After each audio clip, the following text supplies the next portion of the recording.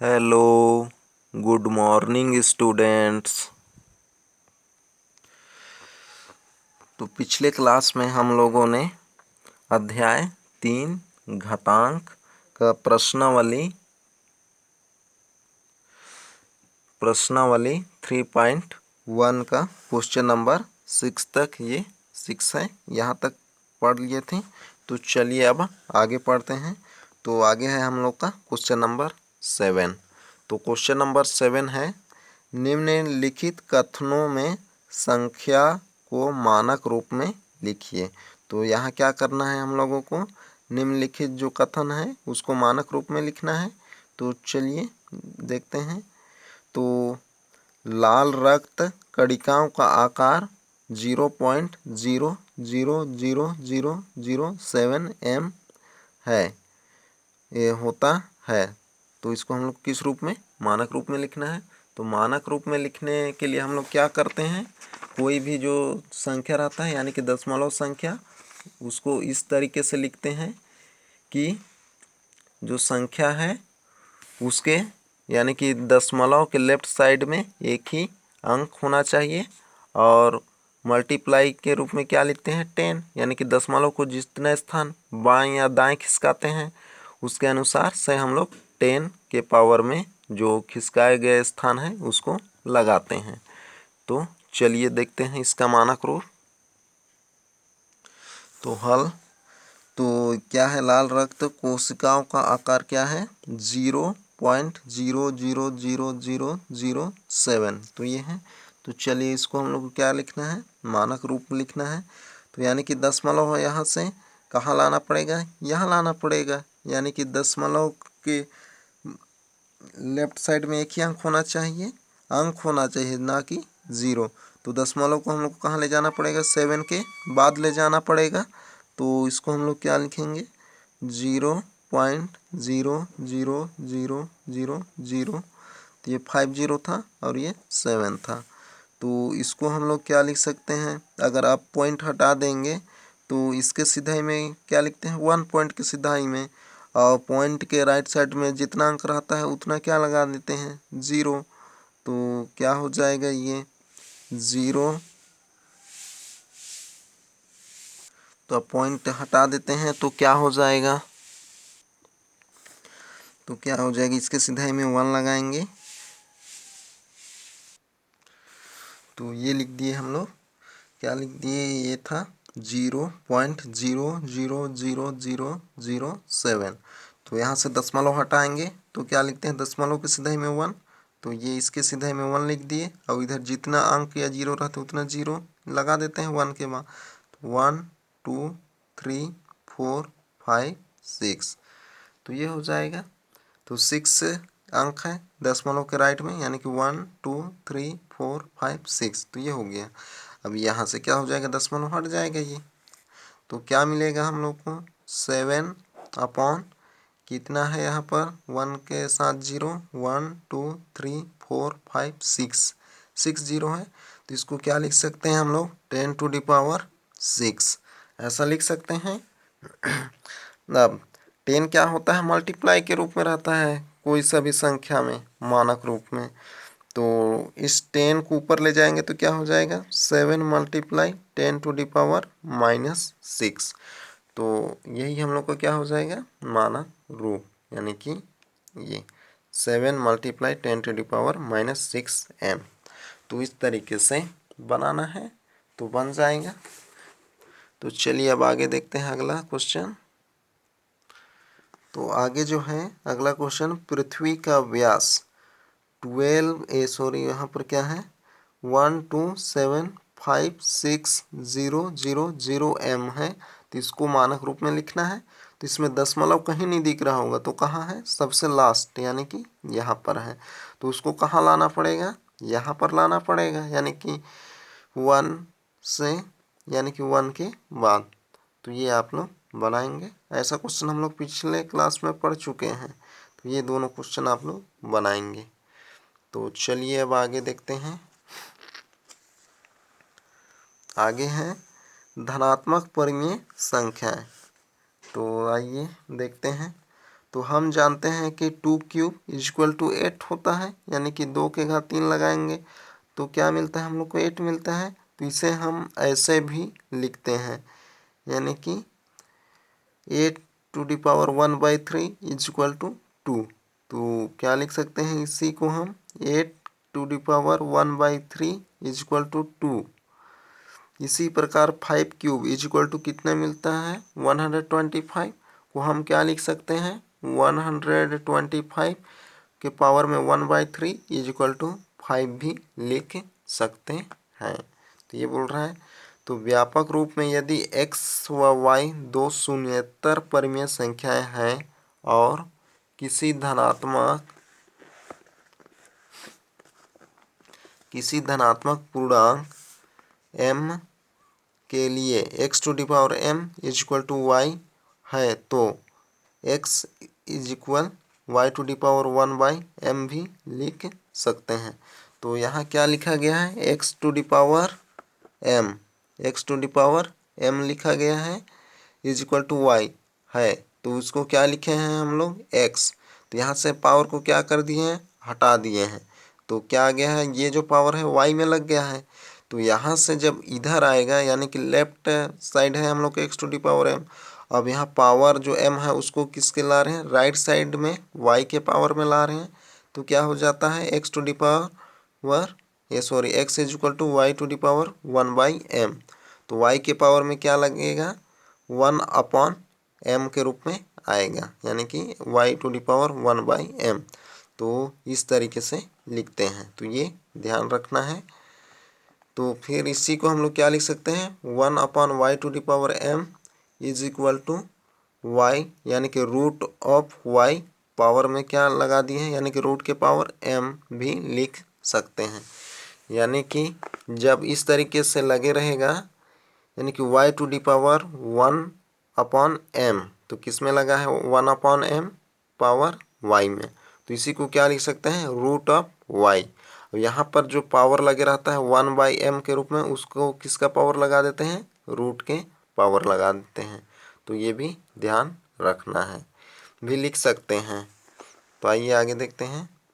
तो आगे है रूट ऑफ y है और रूट का पावर कितना है m है, को y का mवां मूल कहते हैं। तो क्या कहते हैं जिसको इस तरीके से जब रूट के अंदर कोई भी संख्या रहे तो यहाँ क्या है हम लोग का चर राशि है, जहाँ पर y क्या है कोई शून्येतर संख्या है, यानी कि शून्य के अलावा कोई भी संख्या हो सकता है, और रूट का पावर क्या लगा है m को हम y का mवां मूल कहते हैं। तो पावर क्या लगा है m लगा है, इसलिए क्या कह रहे हैं y का mवां मूल कह रहे हैं। जैसे 9 का दूसरा मूल इज इक्वल टू क्या लिखे हैं 9, यानी कि करड़ी 9 इज इक्वल टू, यहाँ पर करड़ी पावर कुछ भी नहीं रहता है तो क्या रहता है 2 रहता है, तो क्या है 2 इज इक्वल टू 3 मिलेगा। तो इसी को हम लोग क्या बोला है 9 का दूसरा मूल, क्योंकि यहाँ पर पावर कितना लगा है 2 लगा है तो इसलिए दूसरा मूल कह रहे हैं। यहाँ पर पावर कितना लगा था m लगा था, इसलिए y का mवां मूल कह रहे थे। तो यहाँ कितना दूसरा मूल, तो क्या होता है 9 का दूसरा मूल 3।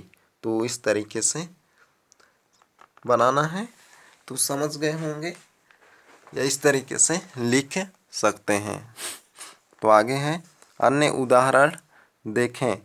तो यदि किसी घन का आयतन, तो किसी घन का आयतन कितना है 64 घन इकाई है, तो उसकी भुजा क्या होगी 64 के पावर में 1/3 इकाई होगी।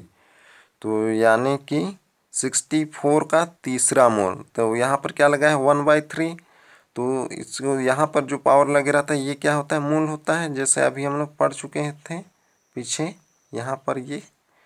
तो जैसे पावर इसमें क्या लगा था 1/m, तो क्या पढ़े थे mवां मूल, यहाँ पर क्या लगा है 64 के पावर में 1/3, तो क्या होगा घन मूल या तीसरा मूल।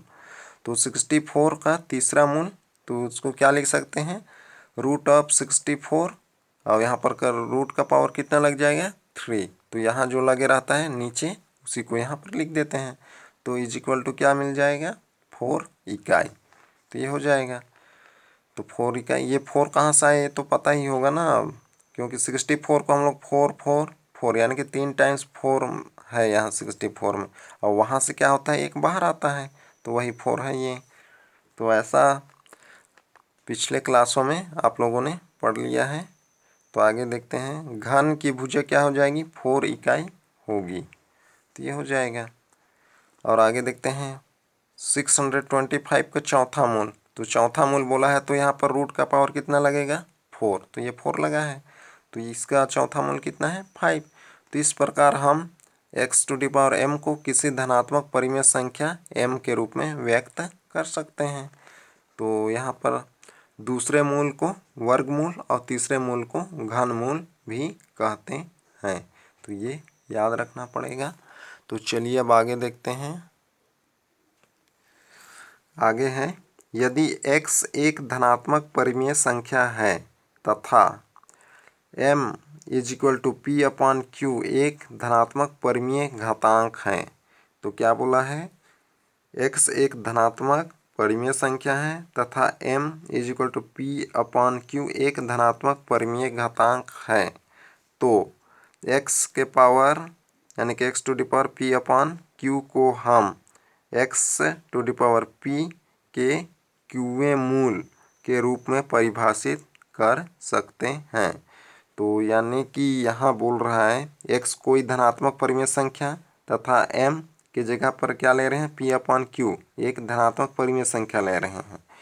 तो इसको हम लोग क्या लिख सकते हैं, तो यहाँ पावर में क्या लग जाएगा, m लेते थे तो उसके जगह पर क्या ले रहे हैं, p/q, तो क्या हो जाएगा x⁻p/q को हम x⁻p, तो ऊपर जो रहता है उसको x के पावर में ही लिखे हैं x⁻p, और नीचे जो रहता है उसको क्या लिखते हैं, qवें मूल के रूप में परिभाषित कर सकते हैं। तो जैसे यहाँ पहले हम लोग क्या लिखे थे x⁻1/3, तो उसको क्या पढ़ते थे, x का तीसरा मूल पढ़ते थे, तो जो नीचे रहता है उसी को लेते हैं मूल के रूप में। तो यहाँ पर क्या है, नीचे कौन है, q है, तो और ऊपर क्या था, यहाँ 1 था, तो x के पावर 1 था तो उसको नहीं लिए थे, यहाँ क्या है p है तो उसको यहाँ लिए हैं हम लोग, तो x⁻p के qवें मूल के रूप में परिभाषित कर सकते हैं। तो ये समझ गए होंगे। तो आगे देखते हैं, जैसे यदि किसी गोले का आयतन 4/3 पाई × 125 है, यानी r³ = 125 है, तो उसकी त्रिज्या होगी, तो उसकी त्रिज्या होगी यानी कि r क्या है, यहाँ पर r³ = 125 है, तो उसकी त्रिज्या, तो यहाँ पर r जो क्यूब है इसको हटाएंगे तो यहाँ पर क्या लगेगा, घनमूल का चिन्ह लगेगा ये, तो √125 ये सॉरी यहाँ पर √125 हो जाएगा, तो ये हो गया। तो जब यहाँ से ये जो करड़ी का जो चिन्ह है इसमें इसका पावर कितना लगा है, 3, यानी कि ये रूट, तो यहाँ पर क्या हो जाएगा, इसको हम लोग क्या लिख सकते हैं, यहाँ पर जो भी पावर लगे रहता है उसको इस संख्या का पावर के रूप में लगाते हैं, तो उसको कहाँ लगाते हैं, 1/, के रूप में, यानी कि 1 के नीचे लिखते हैं, यानी क्या हो जाएगा 125 के पावर 1/3 ऐसा लिखते हैं। तो इसी को हम लोग और आगे लिखें तो 125 को क्या लिख सकते हैं, 5 का क्यूब लिख सकते हैं, फिर पूरे के पावर क्या लगा है 1/3, तो ये हो जाएगा। तो त्रिज्या = क्या हो जाएगा, घातों का घात के फॉर्मूला में ये व्यवस्थित है, यानी कि घात के ऊपर फिर से घात लगा है, तो उस स्थिति में क्या होता है, घात आपस में मल्टीप्लाई होता है, तो 3 का मल्टीप्लाई किससे होगा, 1/3 से होगा, तो क्या हो जाएगा 3/3 होगा, तो 3 से 3 कट जाएगा, तो 5 के पावर कितना आएगा, 1, तो 5 के पावर 1 = क्या होगा, 5 ही होगा। तो इस तरीके से ये हो गया त्रिज्या, अर्थात x⁻p/q = उसको क्या लिख सकते हैं हम लोग, x⁻p/q को x⁻p क्या लिख सकते हैं, इसको x⁻p/q को x⁻p⁴ तो ये लिख सकते हैं। तो ये समझ गए होंगे। तो आगे उदाहरण देखते हैं। उदाहरण जो है, हम 8⁵ को भिन्न के रूप में व्यक्त कर सकते हैं। तो इस तरीके से जैसे 8⁵ या 8⁵ होल टू द पावर 1/3। तो ऊपर जो रहता है उसको अंदर लेते हैं और जो नीचे रहता है उसको बाहर ले लेते हैं इस तरीके से। तो यानी कि 8 to the power 5 whole to the power 1/3। या इसको क्या लिख सकते हैं, जब नीचे वाला को अंदर लेंगे तो इस तरीके से नीचे वाले को जब लेते हैं तो क्या है 1 पावर लगेगा, तो 1/3 लगेगा 8 के पावर, फिर होल टू द पावर 5 ये हो जाएगा। तो या इसी को हम लोग क्या लिख सकते हैं 2 क्यूब, 8 को क्या लिख सकते हैं 2 क्यूब, फिर ये 1/3 फिर से लगा है पावर, तो क्या हो गया 3 × 1/3, फिर पूरे के बाहर क्या लगा है 5, तो ये हो गया।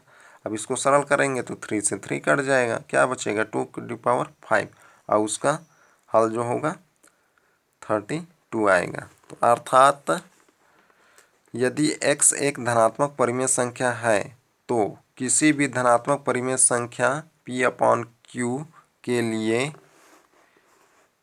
x to the power p whole to the power 1/q is equal क्या लिख सकते हैं x to the power 1/q whole to the power p, ऐसा लिख सकते हैं हम लोग।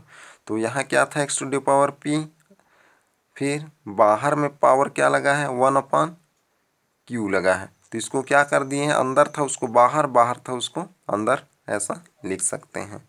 तो ये याद रखना है आप लोगों को। तो चलिए अब देखते हैं कुछ क्वेश्चन। तो जैसे एग्जाम्पल नंबर 11 निम्नलिखित मान ज्ञात कीजिए, निम्नलिखित के मान ज्ञात कीजिए। तो यह मान ज्ञात करना है, तो जिसमें क्वेश्चन नंबर 1 है 27 के पावर में क्या लगा है, यानी कि होल टू द पावर 2/3 लगा है। तो चलिए इसका हल देखते हैं। तो इसका हम लोग को मान ज्ञात करना है। तो क्या है question 27 whole to the power 2/3 है, तो इसको हम लोग लिख सकते हैं 27, तो ऊपर में क्या है 2 है, तो उसका पावर यहाँ लगा सकते हैं अंदर हम लोग 2, ऐसा हो जाएगा। फिर जो बाहर जो क्या लगाएंगे पावर 1/3 लगाएंगे, नीचे क्या था 3 था, तो इसको हम लोग लिख सकते हैं 1/3, ये हो जाएगा। इतना समझ गए। फिर आगे 27 की स्क्वायर यानी कि 27 का 2 टाइम्स मल्टीप्लाई, जब 27 को 2 टाइम्स मल्टीप्लाई करेंगे तो क्या मिलेगा 729 मिलेगा। फिर पावर क्या लगा है 1/3, तो इसके पावर क्या लगा देंगे 1/3, तो ये हो जाएगा। अब 729 को क्या कर देंगे गुणनखंडन कर देंगे, यानी कि 729 को तोड़ देंगे, तो ये जो है 3 × 3 × 3 × 3 × 3, तो इतना में टूटेगा यानी कि गुणनखंडन होगा। तो फिर पावर क्या लगा है 1/3, तो ये गुणनखंडन करना तो आ जाएगा। तो ऐसा हम लोग पीछे पढ़ चुके हैं या पिछले क्लास में पढ़ लिया है आप लोगों ने। तो इज इक्वल, अब 3 कितने टाइम्स है 1 2 3 4 5, तो कितने टाइम्स आएगा 6 टाइम्स आएगा, तो मल्टीप्लाई 3, तो ये होगा। तो 3 के पावर 6, फिर पूरे के पावर क्या लगेगा 1/3। अब इसको सरल कर देंगे तो क्या हो जाएगा 3 टू द पावर 6 मल्टीप्लाई 1/3, 3 1 जा 3, 3 2 जा 6, यानी कि 3 का क्या हो गया स्क्वायर, 3 का स्क्वायर, और 3 का स्क्वायर कितना होता है 9, तो यही इसका क्या होगा मान होगा। तो इस तरीके से बनाना है, तो ये आंसर हो जाएगा, तो बन जाएगा। तो चलिए अब आगे देखते हैं अगला क्वेश्चन। तो इस तरीके से बनाना था, तो इसी को और एक तरीके से बना सकते हैं, तो चलिए उसको भी देख लेते हैं। तो ये था 27 होल टू द पावर 2/3 था, तो इसको हम लोग क्या लिख सकते हैं 27 के पावर में 1/3, फिर पूरे के पावर में 2, ऐसा लिख सकते हैं। तो इसको जब अंदर लेंगे यानी कि 1 वाले को यानी कि नीचे वाला पावर को, तो क्या लिखते हैं 1/3 आएगा और 2 क्या होगा बाहर आ जाएगा, तो ऐसा भी इसको लिख सकते हैं। तो अब यहाँ से आगे इसको सरल कर देते हैं। 27 को क्या लिख सकते हैं हम लोग 3 का क्यूब लिख सकते हैं। फिर पावर में क्या लगेगा, यानी कि यहाँ पर यानी कि ये हो जाएगा इस तरीके से। तो ये इसका 27 को 3 क्यूब लिखे, फिर पावर क्या लगा है 1/3, तो पावर क्या होगा मल्टीप्लाई हो जाएगा ऐसा 1/3। फिर पूरे के पावर क्या लगा है 2, ये हो जाएगा। तो इतना समझ गए। यहाँ से ये 3 से 3 कट जाएगा तो क्या बचा 3 का स्क्वायर बचा, यानी कि 9 हो जाएगा 3 के स्क्वायर। इस तरीके से भी बना सकते हैं, तो ये हो जाएगा आंसर। तो इस तरीके से यानी कि 2 तरीके से हम लोग बना सकते हैं, तो बन जाएगा। तो चलिए अब आगे देखते हैं। आगे जो है क्वेश्चन नंबर 2, तो यह आप लोग बना के देखेंगे। तो चलिए अब आगे, तो आगे है घातांक के नियम परिमेय घातांकों के लिए भी लागू होते हैं। तो आइए इसे देखते हैं। तो क्या है घातांक के नियम परिमेय घातांकों के लिए भी लागू होते हैं। तो परिमेय घातांक यानी कि क्या होता है जिसमें 1/2, 2/3, 5/2 इस तरीके से जो रहता है ये परिमेय संख्या है। तो उस तरीके से परिमेय घातांक के रूप में देखना है। और घातांक में क्या पढ़ते थे हम लोग, जिसमें घात जो होता था वो भिन्न के रूप में नहीं होता था। अब यहाँ घात क्या होगा परिमेय या भिन्न के रूप में रहेगा। तो चलिए देखते हैं। तो उसी को यहाँ बोला गया है घातांक के नियम परिमेय घातांक पर भी लागू होते हैं। तो आइए देखते हैं। जैसे प्रथम विधि है 4/25 whole to the power 1/2 multiply 4/25 whole to the power 3/2 है। तो यह घातांक के रूप में देखना है इसको परिमेय घातांक के रूप में। तो चलिए देखते हैं। तो आइए देखते हैं यहाँ पर। तो घातांक के नियम जो है यहाँ परिमेय घातांक के रूप में भी लागू होते हैं, उसी को यहाँ बताया गया है। तो चलिए इसको हल करते हैं। तो इसको हम लोग क्या लिख सकते हैं 2/25 है, तो 4/25 है। 4 को क्या लिख सकते हैं 2 का स्क्वायर, और 5 को 25 को किसका स्क्वायर 5 के स्क्वायर लिख सकते हैं, यानी कि 2/5 का होल स्क्वायर ऐसा लगा सकते हैं। क्योंकि ये यहाँ पर क्या लिखे हैं 2 यानी कि 4 के स्क्वायर 2 होता है, और 25 है इसको हम लोग 5 के स्क्वायर के रूप में लिख सकते हैं। तो दोनों का पावर बराबर हो रहा था इसलिए होल स्क्वायर लगा दिए। फिर पावर क्या लगा है 1/2 लगा है, तो पावर लगा देते हैं 1/2 ये हो जाएगा। उसी तरीके से यहाँ पर भी क्या हो जाएगा 2/5 का होल स्क्वायर, फिर पूरे के पावर में क्या हो जाएगा 3/2, तो ये हो जाएगा। तो इतना समझ गए। या इसी को आगे सरल कर देंगे तो क्या हो जाएगा, यानी कि यहाँ पर घातों का घात देख रहे हैं, घात है फिर से घात लगा है, तो इसको हम लोग क्या लिख सकते हैं 2/5, यानी कि दोनों घात क्या होगा मल्टीप्लाई, तो 2 × 1/2 हो जाएगा। फिर यहाँ पर भी 2/5 के पावर में 2 × 3/2 ऐसा होगा। फिर आगे इसको सरल करते हैं तो 2 से 2 कट जाएगा। उसी तरीके से यहाँ पर भी 2 से 2, तो क्या बचा 2/5 के पावर में 1 यहाँ पर, फिर मल्टीप्लाई 2/5 के पावर में कितना 3 बचेगा यहाँ पर। अब इसको आगे करेंगे तो क्या होगा 2/5 पावर 1 था इसलिए 1 टाइम्स ही, यहाँ पर 3 लगा है पावर में पूरे के, तो यहाँ 3 टाइम्स लिख देंगे 2/5 मल्टीप्लाई 2/5 मल्टीप्लाई 2/5 ये हो जाएगा।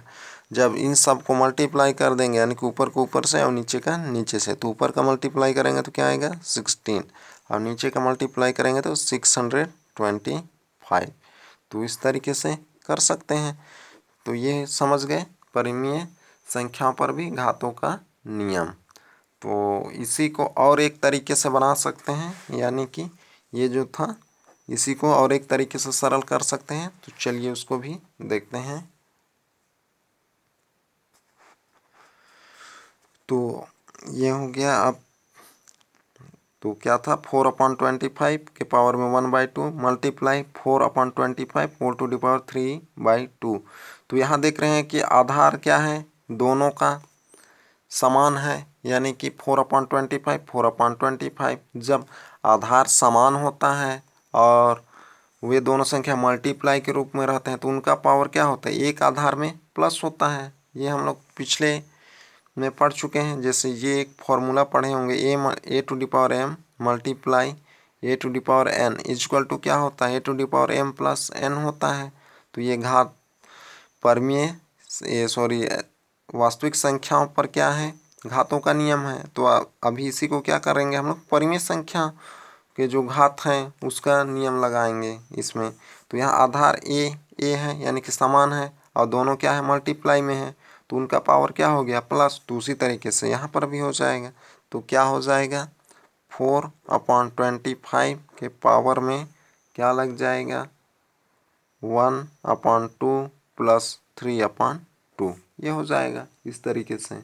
अब जब इसको प्लस करेंगे तो क्या होगा, 4/25 के पावर में क्या होगा, लसा लेंगे तो लसा कितना आएगा, 2 ही आएगा। तो यहाँ क्या हो जाएगा, 1 + 3 होगा इज इक्वल टू 4/25 के पावर में क्या आ जाएगा, 4/2। तो 2 1 जा 2, 2 2 जा 4। तो क्या लग जाएगा, 4/25 का होल स्क्वायर लगेगा। जब इसको आगे सरल करेंगे तो होगा 4 × 4 और नीचे 25 × 25। तो इसको सरल कर देंगे तो कितना हो जाएगा, 16/625। तो इस तरीके से भी बना सकते हैं। तो ये है परिमेय घात का घातों का नियम। तो समझ गए।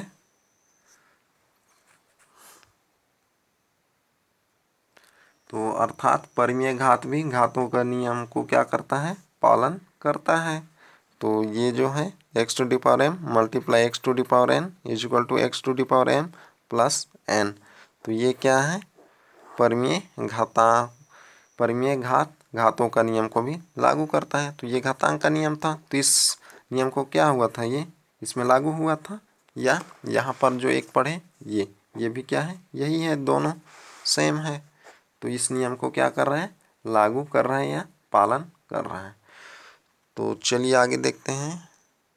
और एक क्या था हम लोग का, डिवाइड वाला घातों का नियम था, यानी कि डिवाइड वाला घात का नियम पढ़े थे ऐसा, x to the power m divided by x to the power n is equal to क्या होता था, x to the power m minus n। तो यह भी क्या होगा, लागू होगा किसमें, जो परिमेय घात में।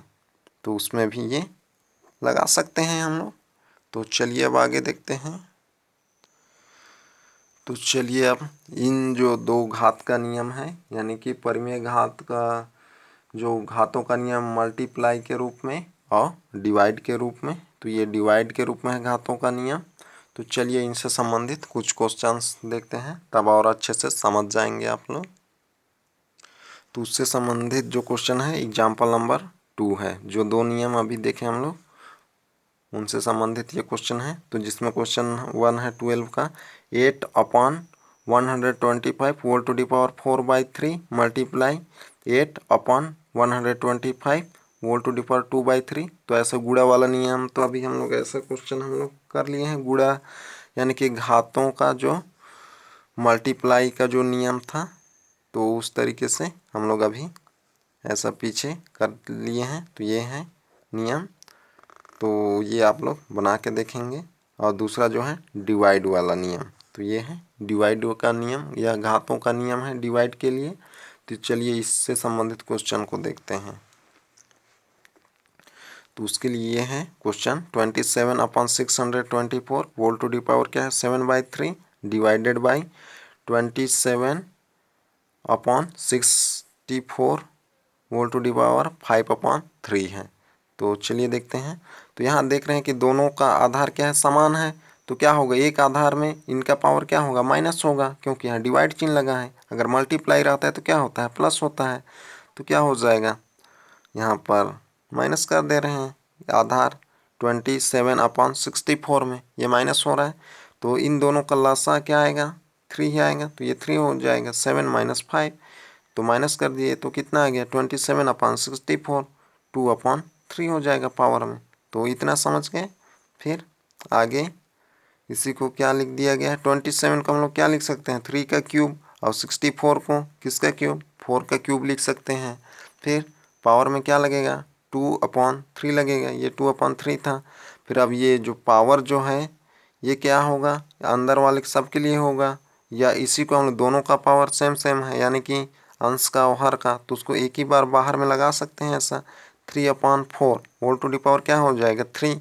फिर यहाँ फिर से पावर था 2/3, तो क्या हो गया, मल्टीप्लाई हो गया। तो इज इक्वल टू यहाँ से 3 से 3 कट जाएगा, तो 3/4 का क्या लग गया, होल स्क्वायर। फिर इसी को क्या लिख सकते हैं, 3 का 2 टाइम्स मल्टीप्लाई और 4 का 2 टाइम्स मल्टीप्लाई, तो इज इक्वल टू क्या मिल गया, 4/9। तो इस तरीके से बनाना है, तो समझ गए होंगे। तो चलिए फिर से एक बार बता रहा हूँ इसको मैं। तो ये है हम लोग का क्वेश्चन। तो यहाँ पर देख रहे हैं कि आधार समान है, तो और यहाँ क्या है, डिवाइड है। आधार यानी कि 27/64 है, यहाँ पर भी दूसरे वाले में भी 27/64 है, तो दोनों का आधार सेम है। और यहाँ क्या है, डिवाइड है, तो इन दोनों का घात क्या होगा, एक आधार पर माइनस होगा, यानी कि इस नियमानुसार।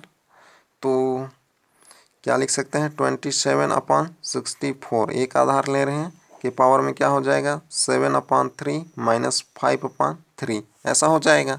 अब यहाँ पर क्या लेंगे, इसको माइनस करेंगे, यानी कि भिन्न है, तो उसको माइनस करने के लिए क्या करते हैं, लसा लेते हैं भिन्नों का, 64 ये हो जाएगा। तो 7/3 और 5/3 है, तो इनका लसा कितना आएगा, 3 ही आएगा, यानी कि 3 और 3 का लसा। तो जब हर समान रहता है तो क्या होता है, अंश में सीधे चिन्हानुसार प्लस या माइनस कर देते हैं, तो यहाँ क्या हो जाएगा, 7 - 5, तो ये हो जाएगा। फिर आगे इसको सरल करते हैं, तो 27/64 ये होगा, फिर ये माइनस कर देंगे तो कितना हो जाएगा, 2/3 ऐसा हो जाएगा। इतना समझ गए। अब यहाँ पर 27 को हम लोग क्या लिख सकते हैं, 3 का स्क्वायर लिख सकते हैं, और 64 को 4 का स्क्वायर लिख सकते हैं। फिर पूरे के पावर क्या लगा है, 2/3 लगा है, ये हो जाएगा। इतना समझ गए। अब यहाँ पर दोनों का पावर क्या है, समान है, तो इसको क्या लिख सकते हैं, 3/4 का होल स्क्वायर ऐसा लगा सकते हैं। फिर से पावर क्या है, 2/3 है, तो 2/3 ये हो जाएगा।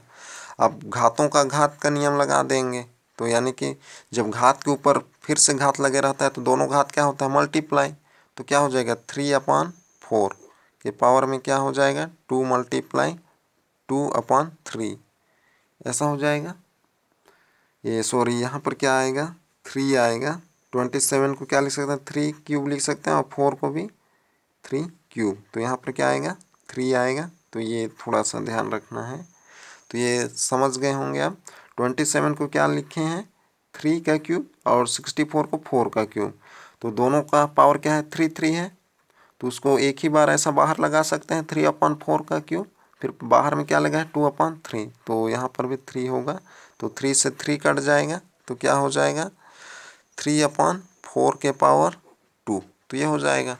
फिर आगे इसको सरल करेंगे तो क्या हो जाएगा, 3 का स्क्वायर और 4 का स्क्वायर, यानी कि 3 × 3/4 × 4 इज इक्वल टू क्या मिलेगा, 9/16, तो ये हो जाएगा आंसर। तो इस तरीके से हम लोग अभी देखें कि जो घातों का जो नियम है वह परिमेय घातों पर भी लागू होता है। तो इस तरीके से बनाना है तो बन जाएगा। तो चलिए अब आप लोगों का होमवर्क देख लेते हैं। तो आप लोगों का होमवर्क रहेगा, ये करके देखेगा, निम्नलिखित का मान ज्ञात कीजिए, जिसमें फर्स्ट, सेकेंड, थर्ड ये आप लोगों का होमवर्क रहेगा।